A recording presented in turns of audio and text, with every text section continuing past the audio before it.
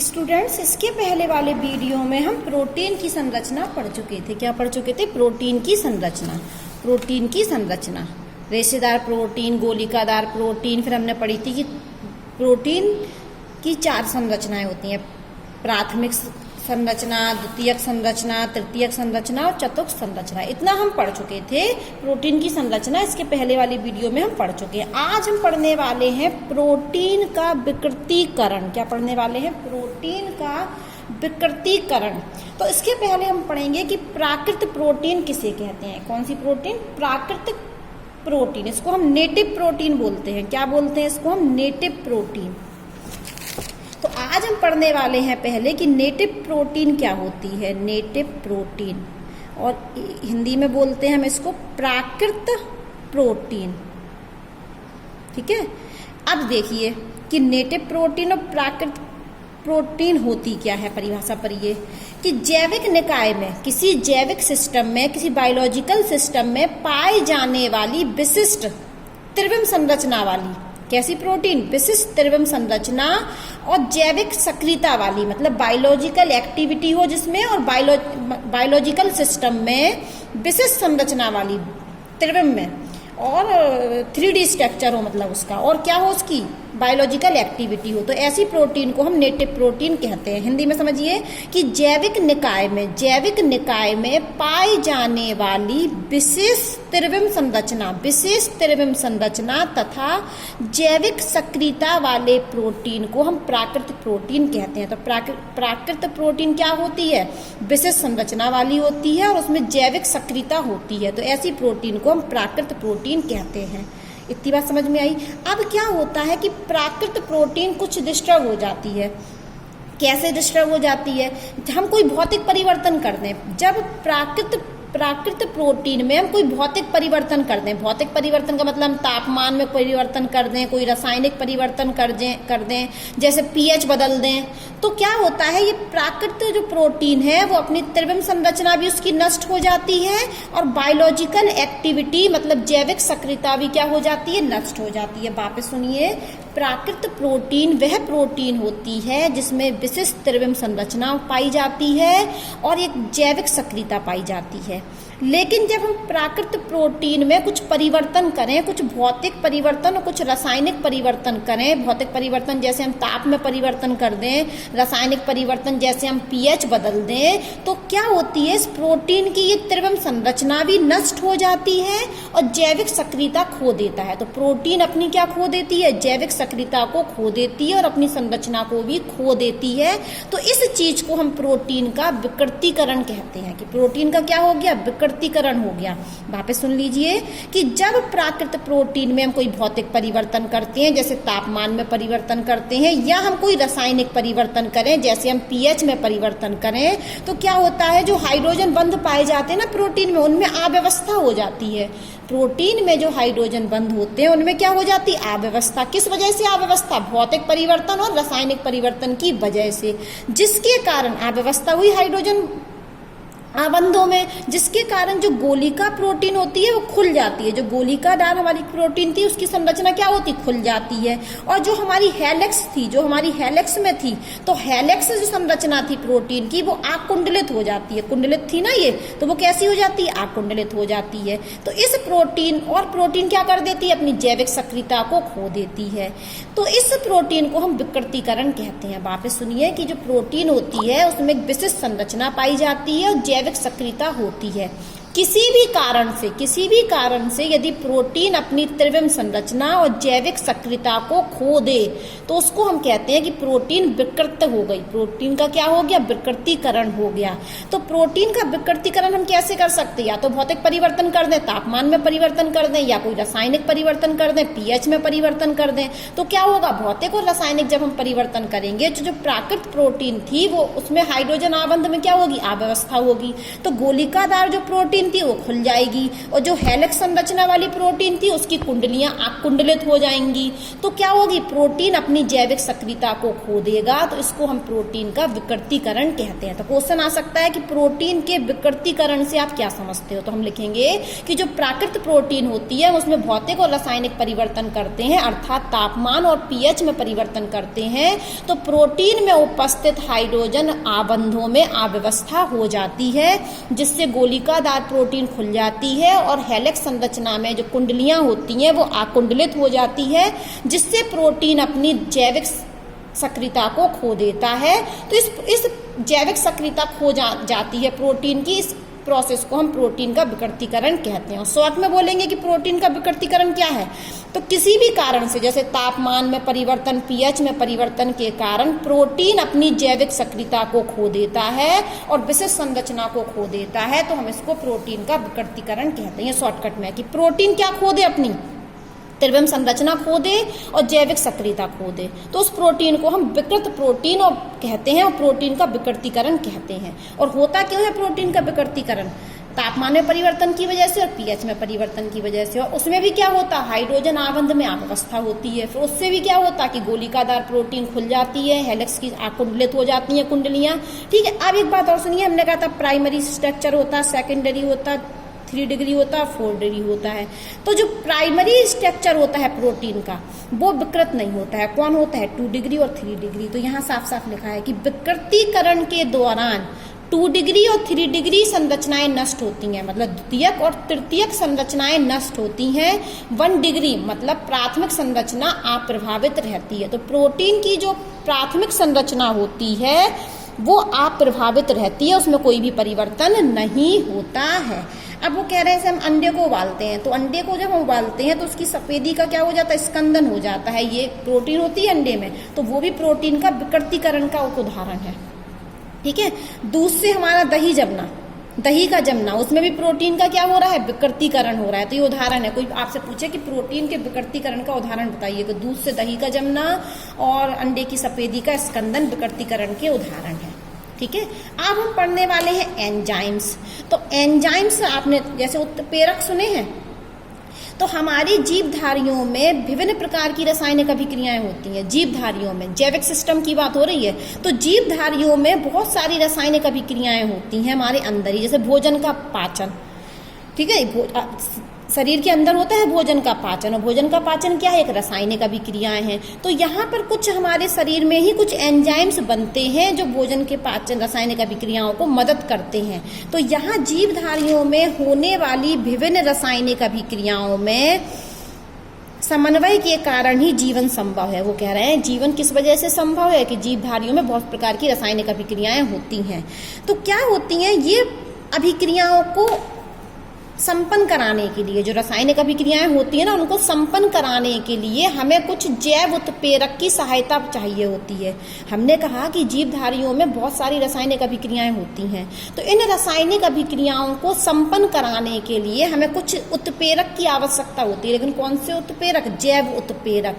तो हम जैव उत्प्रेरक को ही एंजाइम्स कहते हैं। तो एंजाइम्स क्या है, कि जीवधारियों में होने वाली रासायनिक अभिक्रियाओं को संपन्न कराने के लिए हमें कुछ जैव उत्प्रेरक की आवश्यकता होती है। उन जैव उत्प्रेरक को हम एंजाइम्स कहते हैं। और सभी जो एंजाइम्स होते हैं वो गोलिकादार प्रोटीन होती हैं। तो एंजाइम्स क्या होते हैं, प्रोटीन होते हैं। वो भी कौन सी प्रोटीन, गोलिकादार प्रोटीन। अब सुनिए, यहाँ पर एक अभिक्रिया है, माल्टोज लिखा है ये, माल्टोज किस में बदलना है, ग्लूकोज में। तो एक एंजाइम्स होता है जो माल्टोज को ग्लूकोज में बदल देता है। तो जो एंजाइम्स की नाम पद्धति है ना, वो भी इसी के आधार पर है कि माल्टोज को एक एंजाइम्स है जो माल्टोज को ग्लूकोज में बदल रहा है। तो इस एंजाइम्स का नाम ही क्या रख दिया, माल्टेज। क्या नाम रख दिया, माल्टेज। देखो साफ साफ लिखा है, कभी कभी एंजाइम का नाम, यहाँ लिखा होगा एंजाइम्स का नाम माल्टेज है। क्यों रखा गया माल्टेज, क्योंकि वो माल्टोज को ग्लूकोज में बदल रहा है। तो नाम ही रख देते हैं कि जो चीज जिसको बदल, अभिकारक पर, कि अभिकारक क्या है, अभिकारक किसको किस में बदल रहा है। तो इस एंजाइम्स को हमने माल्टेज कह दिया क्योंकि ये माल्टोज को ग्लूकोज में बदल रहा है, पहली बात। और एंजाइम्स हर अभिकारक के लिए विशिष्ट होते हैं। जरूरी नहीं कि एक अभिकारक को एंजाइम्स उत्प्रेरित कर रहा है तो दूसरे अभिकारक को भी करेगा। तो एंजाइम्स क्या होते हैं, हर अभिक्रिया और विशेष हर अभिक्रिया के लिए अलग होते हैं। जरूरी नहीं कि एक अभिक्रिया को एक एंजाइम्स उत्प्रेरित कर रहा है तो दूसरी अभिक्रिया को भी उत्प्रेरित करेगा। तो यहाँ से अर्थ निकला कि एंजाइम्स क्या होते हैं, विशेष अभिक्रियाओं के लिए अलग होते हैं। और इनका जो नाम है वो किस आधार पर रखा जाता है कि किससे क्या बन रहा है। जैसे माल्टोज से ग्लूकोज बन रहा है तो इस एंजाइम्स को हम क्या कहते हैं, माल्टेज कहते हैं। कभी कभी हम और एंजाइम्स के लास्ट में हम एज लगा देते हैं, देखो एज, एज लगा देते हैं एंजाइम्स के नाम के अंत में। कभी कभी क्या होता है कि कोई एंजाइम्स है जो अभी का एक का ऑक्सीकरण कर रहा है और दूसरे का क्या कर रहा है, अपचयन। ठीक है, एक अभिकारक का क्या कर रहा है, ऑक्सीकरण, और एक अभिकारक का क्या कर रहा है, अपचयन। तो ऐसे एंजाइम्स को हम ऑक्सीडो रिडक्टेज एंजाइम्स कहते हैं। क्योंकि रिडॉक्स मतलब क्या होता है, रिडॉक्स अभिक्रियाएं क्या होती है, रिडॉक्स अभिक्रियाएं वे अभिक्रियाएं होती हैं जहां ऑक्सीकरण अपचयन दोनों होता है। तो ऐसे एंजाइम्स जो एक क्रियाधार का ऑक्सीकरण करे और एक क्रियाधार का अपचयन करे तो हम उन एंजाइम्स को कहते हैं ऑक्सीडो रिडक्टेज एंजाइम्स। और नाम के अंत में क्या लगा, एज। तो एंजाइम्स के नाम के अंत में एज हम लगा देते हैं। अब एंजाइम्स करते क्या हैं, एंजाइम्स क्या आपने पढ़ा होगा केमिकल काइनेटिक्स में, ये केमिकल काइनेटिक्स में पढ़ा होगा आपने। ये होती थी हमारी संक्रियण ऊर्जा, activation of energy.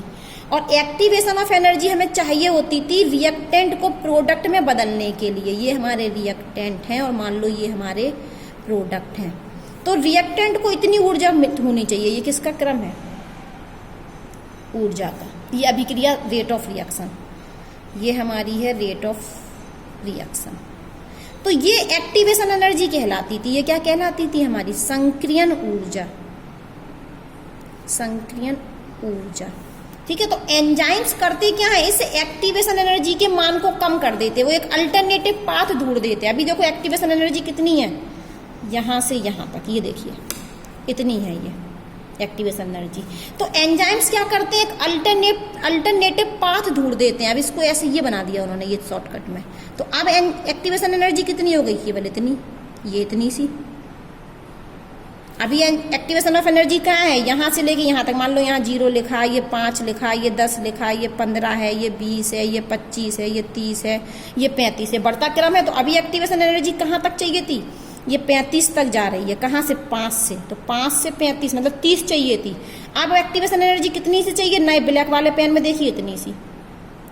Activation energy का मान कितना है, यहां से लेके यहां तक। कब, जब एंजाइम्स का उपयोग हुआ। और पहले कितना था बिना एंजाइम्स के, यहां से यहां तक। तो क्या करता है एंजाइम्स, ये केमिकल काइनेटिक्स में आपने डिटेल में पढ़ा होगा। तो एंजाइम्स करते क्या है, एंजाइम्स जो होते हैं वो एक्टिवेशन ऑफ एनर्जी, संक्रियण ऊर्जा के मान को कम कर देते हैं। देखो कम हो गया, अभी इतना बड़ा मान था। एक्टिवेशन एनर्जी यहां से यहां तक थी, एंजाइम्स ने क्या किया, यहां से यहां तक कर दिया। तो साफ साफ बात है, आपको याद करना है कि एंजाइम्स और जो उत्प्रेरक होते हैं वो क्या करते हैं, संक्रियण ऊर्जा के मान को कम कर देते हैं, जिससे अभिक्रिया की दर बढ़ जाती है और अभिक्रिया जल्दी से संपन्न हो जाती है। जैसे उन्होंने एक उदाहरण देके हमें दिया है कि हमें सुक्रोज का जल अपघटन करना है। किसका जल अपघटन करना है, सुक्रोज का। तो जब हम सुक्रोज का जल अपघटन कर रहे हैं तो हमें पहले तो चाहिए पड़ रही है 6.22 kilo joule mole inverse energy, activation energy. और यदि हम यही सुक्रोज का जल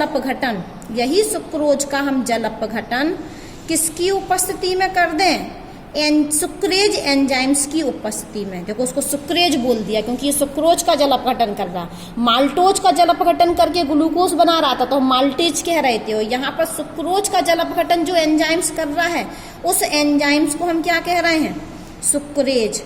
तो ये क्या कर रहा है हमारा सुक्रेज एंजाइम्स, इस एक्टिवेशन एनर्जी के मान को जो 6.22 किलो जूल मोल इनवर्स था उसको 2.15 किलो जूल मोल इनवर्स कर रहा है।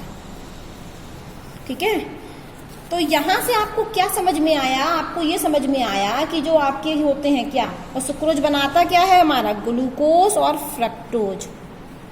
ग्लूकोज और फ्रक्टोज, सुक्रोज के जल अपघटन से हमें मिलता क्या है, ग्लूकोज और फ्रक्टोज। अब बात समझिए, कि सुक्रोज का जो जल अपघटन हो रहा था, तो हम यदि एंजाइम्स की उपस्थिति नहीं लेंगे तो हमें कितनी ऊर्जा चाहिए, 6.2। और यदि हम सुक्रोज का जल अपघटन कर दें सुक्रेज नाम के एंजाइम्स की उपस्थिति में, तो एनर्जी कितनी चाहिए, 2.15। तो इस सुक्रेज ने क्या किया, इस एंजाइम्स ने इस एक्टिवेशन एनर्जी को कम कर दिया। अब हम भाषा पढ़ लेते हैं। और एंजाइम्स की हमें क्या चाहिए पड़ती है, बहुत कम मात्रा चाहिए होती है, बहुत ज़्यादा मात्रा नहीं चाहिए पड़ती है अभिक्रिया संपन्न कराने के। सो उत्प्रेरक की हमें बहुत कम मात्रा चाहिए होती है, उत्प्रेरक हमें जैसे का तैसा वापस भी मिल जाता है, उसी मात्रा में खर्च नहीं होता है।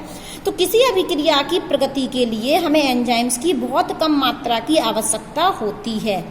और एंजाइम्स करते क्या है, एंजाइम्स संक्रियण ऊर्जा के मान को कम कर देते हैं। उदाहरण के लिए कि यदि हम सुक्रोज का जल अपघटन कराते हैं तो हमको संक्रियण ऊर्जा 6.22 किलोजूल पर मोल है, जबकि यदि हम सुक्रेज एंजाइम्स द्वारा जल अपघटन करा दें, मतलब एंजाइम्स की उपस्थिति में सुक्रोज का जल अपघटन करा दें, तो हमें कितनी ऊर्जा की आवश्यकता होगी, केवल 2.15। देखो कहाँ 6 है, कहाँ 2 पर आ गए, 4 कम हो गई सीधे सीधे। तो एंजाइम्स क्या करते हैं, संक्रियण ऊर्जा के मान को कम कर देते हैं, जिससे अभिक्रिया क्या होती है, जल्दी संपन्न हो जाती है।